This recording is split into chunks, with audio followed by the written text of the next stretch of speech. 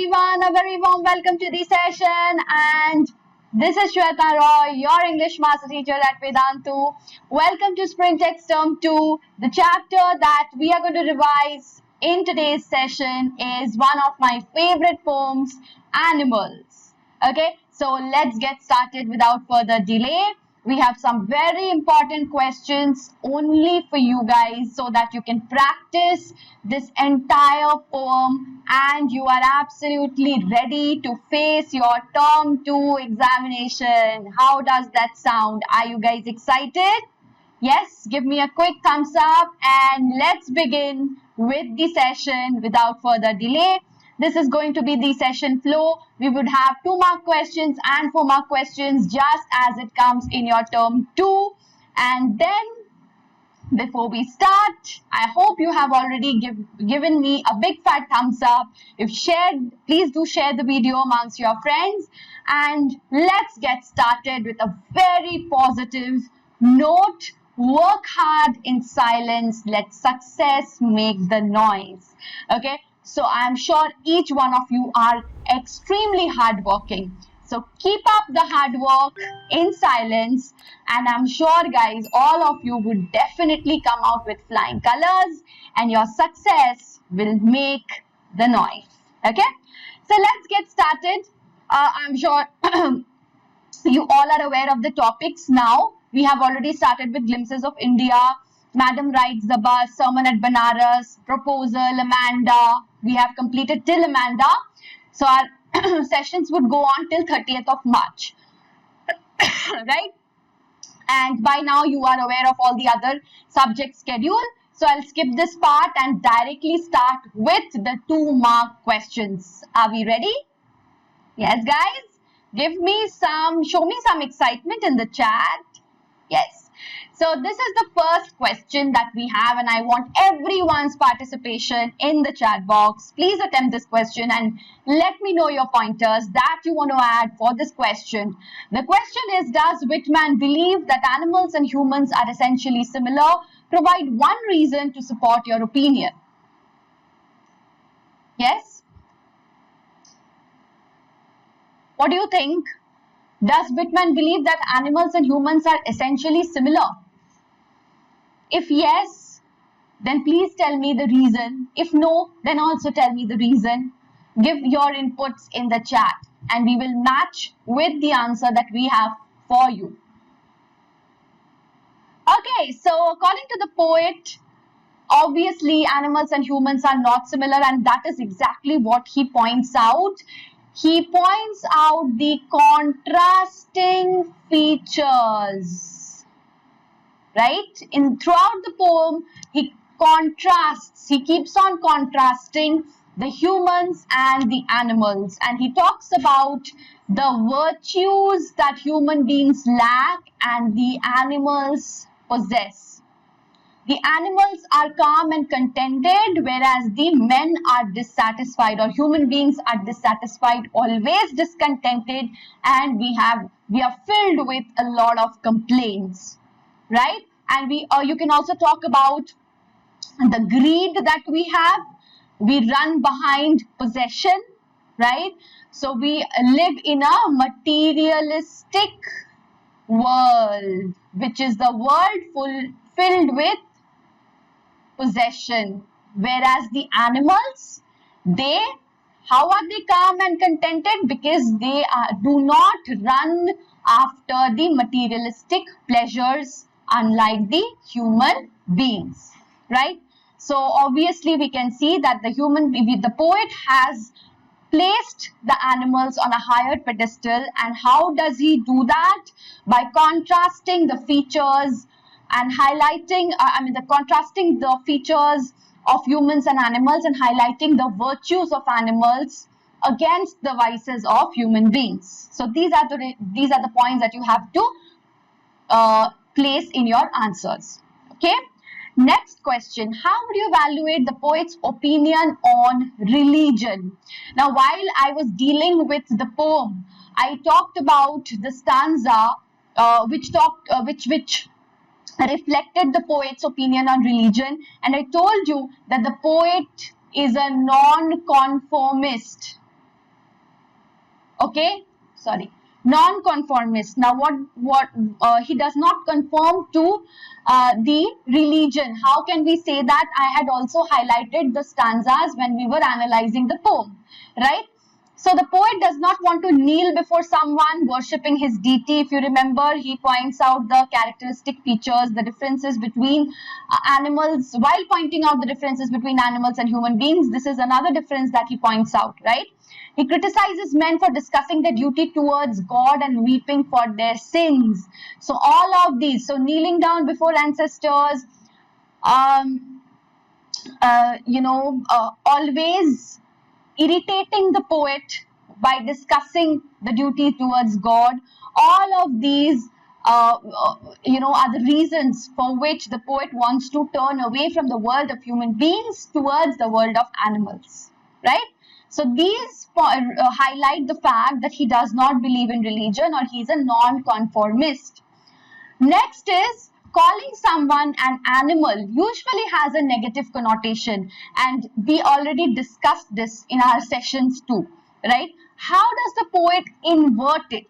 When you call someone, when you say that you are an animal, or he is behaving like an animal, okay, you do not mean something positive. It always comes with a negative undertone, right? It always has a negative connotation. But in the poem, the poet constantly inverts this statement. How does he do that? Let us check that out. So we generally call someone an animal if he is restless, if he is loud, violent, furious. But in this poem, animal, the poet Walt Whitman inverts this description. How does he do that? By placing animals. He has placed animals on a higher pedestal. Okay? Because according to him, the animals are placed calm, self-contained, that is contented, satisfied, and they do not run after materialistic pleasures. How are they so calm and contented and always happy? Because they live a simple life, and this simplicity gives them happiness, gives them the contentment. And if you are contented, then of course you are a happy soul, right? Okay, so definitely the poet has inverted this statement of calling someone an animal having a negative connotation. All right.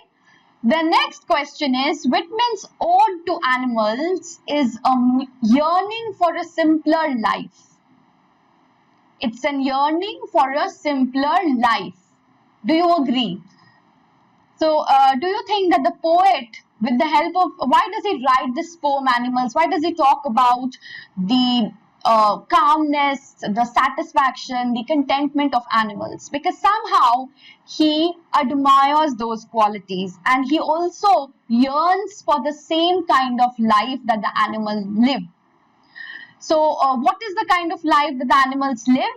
Simple, right? So, he is drawn by the simplicity of the animals, and he does not like the complicated human life, right? So with the advancement of civilization, human lives have become so complicated, which is in sharp contrast to what the poet shows to be as the virtues of animals or the qualities of animals. So yes, we agree to the fact that it is a yearning for a simpler life, and that is the whole purpose of placing the animals on a higher pedestal, so that we can inculcate those qualities. And why do we need to inculcate those qualities? So that we can live a happy life, so that we can live a simple life. Simplicity would give you happiness, right? So in the poem Animals, Whitman urges man to slow down and to live a peaceful life. He believes that man's lust for greed, very, very important point, which we have already seen in the poem Fire and Ice. If you remember, fire stands for desire, which again means greed, right? Unbridled greed, lust for greed, which causes destruction, right? So you can also cross-refer to this poem while you are answering this question. And this is taking a toll on our quality of life because we are running up behind materialistic possessions and materialistic pleasures. He is fed up with living a life of show off, which is what we do, right? Of false admiration. We live a life of false appearance, which we have also seen in the story Necklace. If you remember Necklace, right? The main character Matilda, she was trying to show off. She was trying to live a life of superficiality, and that costed her all the happiness and all the pleasures of our life, right? So you can also talk about that. Actually, he wants to live a simple, peaceful and contented life. He wants to free himself of the burdens of society, and he wants to turn away from the world of humans to the world of animals. So he does not praise animal, but he compares the activities of humans with them. That is the whole intention.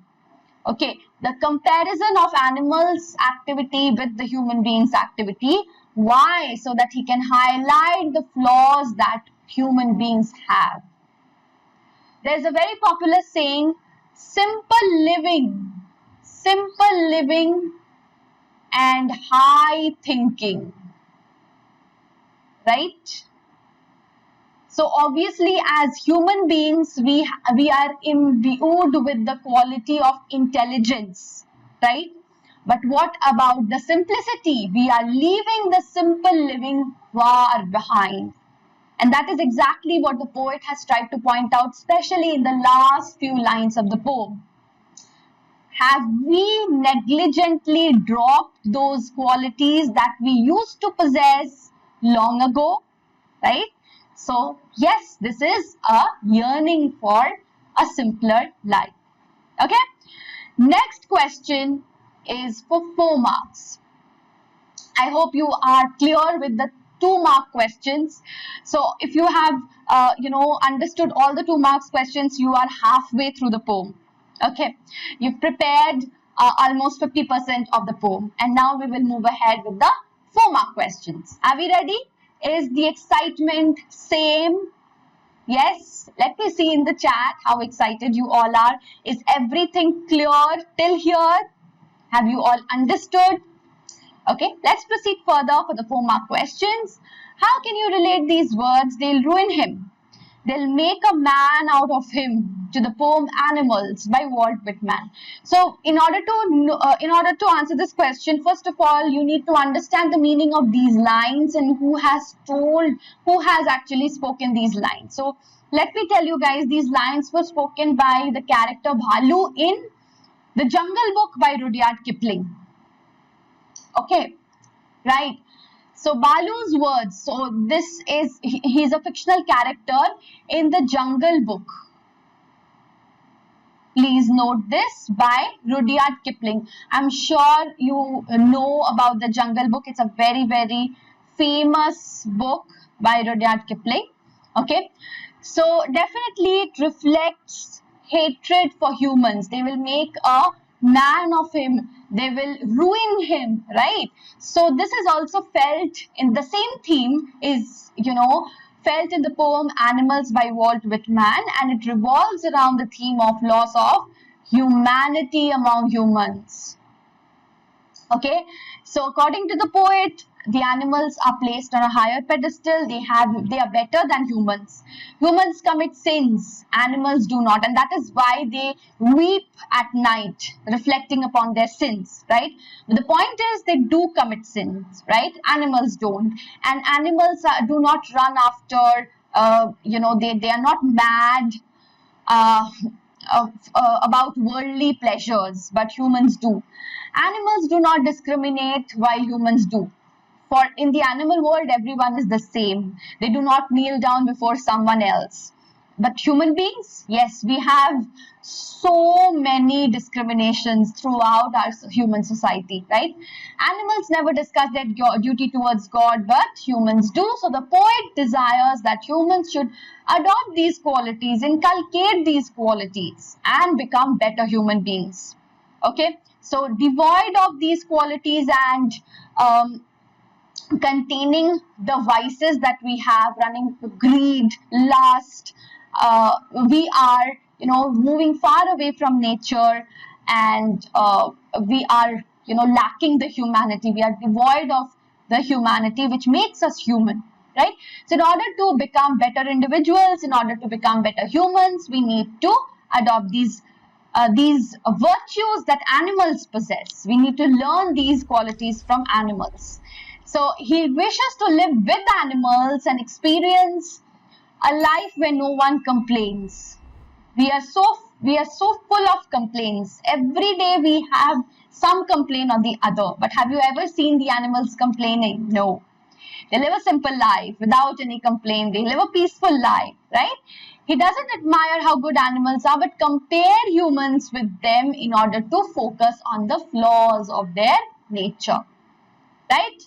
And the final question that we have for today is this one, which talks about two texts. One is Nelson Mandela and one is, of course, the poem that we are discussing.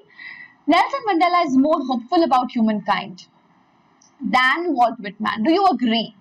Support your opinion based on your reading of animals and Nelson Mandela's Long Walk to Freedom. Interesting question. I want your inputs in the chat for the question. Okay, let's have a look.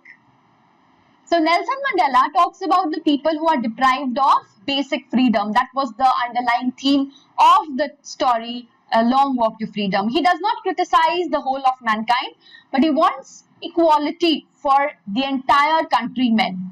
Okay, from the policy of apartheid, which was followed during that time, right?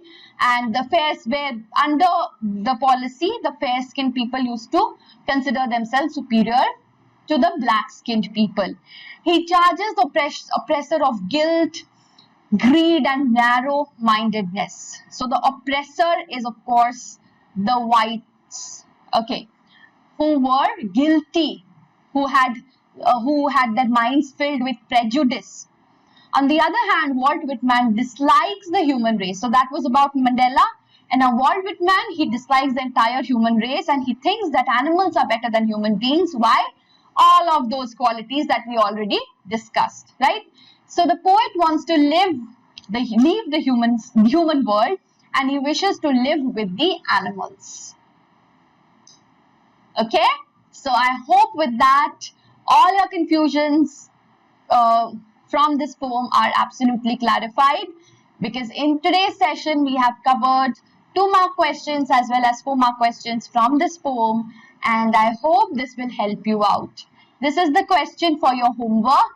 The question is, in the debate between nature and nurture, on which side might you find the poet? This is a tricky question, but I would like to see what your answers are. So please do not forget to post your answers in the homework question. In the comment section. Okay, so till then guys, thank you so much. I hope you enjoyed the session. Do not miss out the next session on the tale of the custard, the dragon, and order letter. Till then guys, we'll see you again in the next session. Take care. Bye.